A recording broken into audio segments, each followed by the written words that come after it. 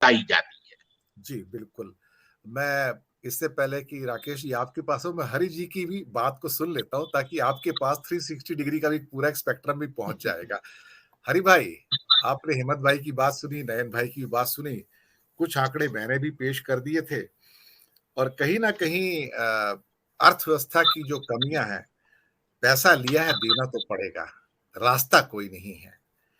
और जब देनदारी बहुत बढ़ जाती है और खास तौर से जब विवेक देबरॉय जैसे व्यक्ति जो कि पीएम काउंसिल के सदस्य हैं, जब वो ये कहते हैं कि भई इसको सँभालने की ज़रूरत है और अब आर्टिकल बहुत आने शुरू हो गए कि फिस्कल डेफिसिट सँभालो, सँभालो। मतलब एग्ज़ैक्ट वर्ड में ये नहीं कहते कि कर्ज़ा सँभालो, बहुत सिर के ऊपर से चला गया है। वो फिस्कल डेफिसिट सँभालो, सँभालो, सँभालो की बात करते हैं। तो ये हालात तो अब काबू से तो बाहर हैं और चूँकि हमारे पास जापान जैसा रोबस्ट अर्थव्यवस्था नहीं है, ट्रस्ट भी नहीं है, अमेरिका की तरह डॉलर भी नहीं है, तो हमारी देनदारियाँ तो बढ़ती चली जाती हैं और एक बार को इस कुचक्र में फँसे, तो फिर बाहर नहीं निकलते, फिर पाकिस्तान या फिर श्रीलंका यही हाल होगा। हरि भाई। जी, आप सही फरमा रहे हैं दिनेश जी कि मेरी आवाज पहुंच रही है? बिल्कुल, बिल्कुल। बहुत हाँ। लोन क्रिएट्स लोन जो कहते हैं, हम वही विष चक्र की चुंगाल में फंस रहे हैं, ऐसा तो लग ही रहा है। 55 लाख करोड़ से 155 लाख करोड़ और फिर 255 लाख करोड़। ये देखिए, आदरणीय मोदी जी, उनको तो लोन लेने का एक शौक है ऐसा हमें लग रहा है, क्योंकि गुजरात से शुरुआत हुई। गुजरात में हेमंत भाई मुझे सही आंकड़े दे सकते हैं, मगर गुजरात में जब केशु भाई गद्दी से गए यानी और नरेंद्र मोदी आए, तब गुजरात का जो डेट था वो, और जब मोदी जी गए यहां से दिल्ली, तब जो हो गया, आई थिंक 3.5 लाख करोड़ रुपए। ठीक है हेमंत भाई, साढ़े जी। तीन लाख करोड़ रुपए से भी ज्यादा पब्लिक डेट हमारे यहाँ हो गया। तो उनको इसलिए नयन भाई जो कह रहे थे, मैं उस बात से सहमत हूं कि आप किसके लिए ऋण ले रहे हैं। आप लग्जरी आइटम्स के लिए ले रहे हैं, आप इंफ्रास्ट्रक्चर के लिए ले रहे हैं, आप बुलेट ट्रेन, आप आपकी आपकी ट्रेनों का तो ठिकाना नहीं है, और आप ऑब्सोलेट 50 साल पुरानी बुलेट ट्रेन जापान से ले रहे हैं। और ऐसा नहीं है कि वो औरों को जिस जिस रेट से ऋण दे रहा है सर, वो हमें दे रहा है। हम हमें तो उससे भी ज्यादा परसेंटेज रेट ऑफ इंटरेस्ट से दे रहे हैं जापान वाले भी। मगर यानी किस किस हेतु के लिए हम ऋण ले रहे हैं, ये बहुत महत्वपूर्ण है। दूसरी बात, इकोनॉमिक डिसिप्लिन जो होनी चाहिए, मेरे ख्याल से स्थिति ऐसी बनती जा रही है कि जहां पर आर्थिक शिस्त हमें लागू करना चाहिए, वो तो हो ही नहीं रहा है। और लखलूट खर्च हो रहा है हर चीज पर। बड़े बड़े प्रोजेक्ट घोषित किए जा रहे हैं। हर साल, हर महीना कोई ना कोई चुनाव आता है और घोषणाएं होती है, आपको कितने पैसे दूं मैं, कितना घोषित करूं। आपको मालूम है बिहार में उन्होंने कैसे कैसे घोषणाएं करी थी। राजेश जी थोड़ा मुस्कुरा भी रहे हैं, उनको याद होगा वो। इतना घोषित करूं, इतना घोषित करूं, और दिया बोली लगाई कितना थी। मालूम नहीं, दिया कितना मालूम नहीं। और दूसरी बात है कि मान लीजिए कि वो जो धन आवंटित किया जा रहा है, उसका सही इस्तेमाल होता है कि नहीं होता है। ये तीन चीजें, यानी एक तो आपकी प्रायोरिटी क्या है, दूसरी बात आपकी डिसिप्लिन है कि नहीं, फाइनेंशियल डिसिप्लिन, और तीसरी बात उसका सही इस्तेमाल हो रहा है कि नहीं हो रहा है। वो नहीं हो रहा है, इसलिए हमें लोन क्रेडिट लोन, उसी चक्कर में हम वही चुंगाल में फंसते जा रहे हैं। और आप सही फरमा रहे हैं, हम श्रीलंका यानी आंकड़े यदि देखें, श्रीलंका छोटा देश है, मगर श्रीलंका का डेट और हम जिस प्रकार से, जैसे चाइना से हमने जो इंपोर्ट किया है और जो एक्सपोर्ट कर रहे हैं, उसमें व्यापार तुला जो है वो 100 बिलियन का उनको लाभ हम पहुंचा रहे हैं। तो इस प्रकार से हम कहाँ जा रहे हैं? यानी निश्चित रूप से हमारी इकोनॉमी को हम बर्बाद कर रहे हैं। कोई विकास, विकास क्या चीज है? यानी विकास के नाम पर ये सब चल रहा है, मगर मेरे ख्याल से हम कहाँ फंसेंगे ये तो मालूम नहीं। हाँ, नरेंद्र मोदी जी कहेंगे कि हम तो झोला लेके चल देंगे फिर, यानी ये भी कह सकते हैं, मगर हम तो झोला लेके नहीं चल सकते ना। यही हाल है सर।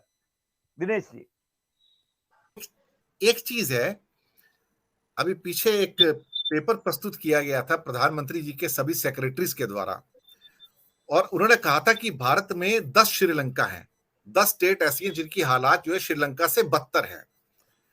तो ये कहने की कोशिश कर रहे थे सर, ये 10 जो स्टेट्स हैं, ये क्या पाकिस्तान में है, ये श्रीलंका में है या अफगानिस्तान में है? अगर वो 10 स्टेट सिंक हो रही हैं, डूब रही हैं, तो भारत भी तो डूब रहा है सर साथ में। एब्सोल्युटली। वो बड़ी स्टेट्स है भारत की 10, अगर वो 10 स्टेट डूब रही है तो भारत डूब रहा है ना साहब। ये मुझे फिलॉसफी समझ नहीं आती। वो ऐसे बताने की कोशिश करें कि वो 10 स्टेट डूब रही हैं। भाई वो अमेरिका की 10 स्टेट नहीं है, वो भारत की 10 स्टेट है। भारत डूब रहा है, इसका मतलब ये रिफ्लेक्शन तुम्हारे ऊपर है हरि देसाई जी, ये हेमंत सर मोदी कुछ जी के कहना चाह ऊपर है। रहे हैं? तुम्हारी स्टेट डूब रही है, ये एक्चुअली तुम्हारा भारत डूब रहा है, ये कोई और नहीं डूब रहा है। खेत 10 हो चुके हैं उसमें बड़े बड़े, तुम्हारी नाम है ये जी। एक ऑब्जर्वेशन इस पे। इसलिए मैं ये कह रहा हूं कि हर चीज में पॉलिटिक्स को लाना, कौन स्टेट को रूल कर रहा है, हमारे स्टेट रहना उसमें प्रॉब्लम नहीं है, औरों के स्टेट में प्रॉब्लम है, ये बातें बताना ये भी ठीक नहीं है।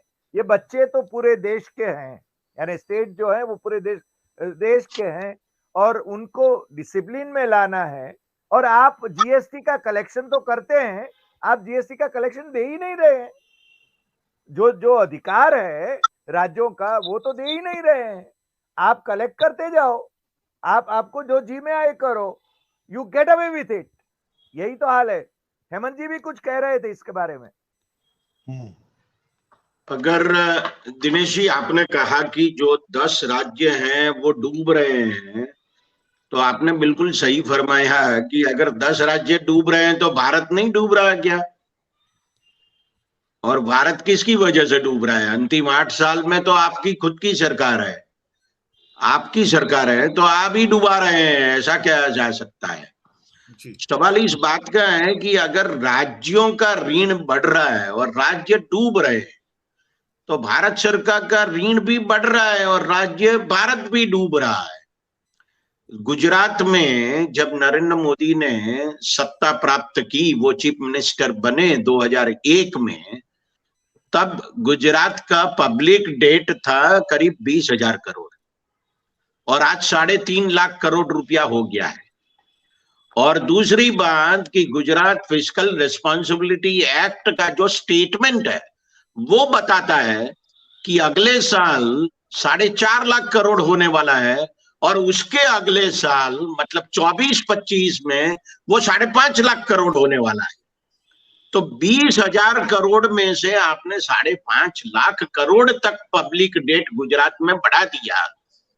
ये गुजरात का विकास का मॉडल है जो पूरे हिंदुस्तान में और पूरी दुनिया में पेश किया जा रहा है। तो मुझे लगता है कि ये जो मामला है वो मोटे तौर पे ऋण लेके विकास करने का है, लेकिन विकास तो होता नहीं है। अब देखिए वो मैं इस चर्चा में अभी और नहीं जा रहा हूं, लेकिन जीडीपी का ग्रोथ रेट बढ़ना चाहिए। अब मनमोहन सिंह का जो शासनकाल था उसमें जो जीडीपी का ग्रोथ रेट एवरेज देखते हैं आप, वो क्या अभी अंतिम 8 सालों में है? ऋण बहुत बढ़ गया, तो विकास होना चाहिए ना।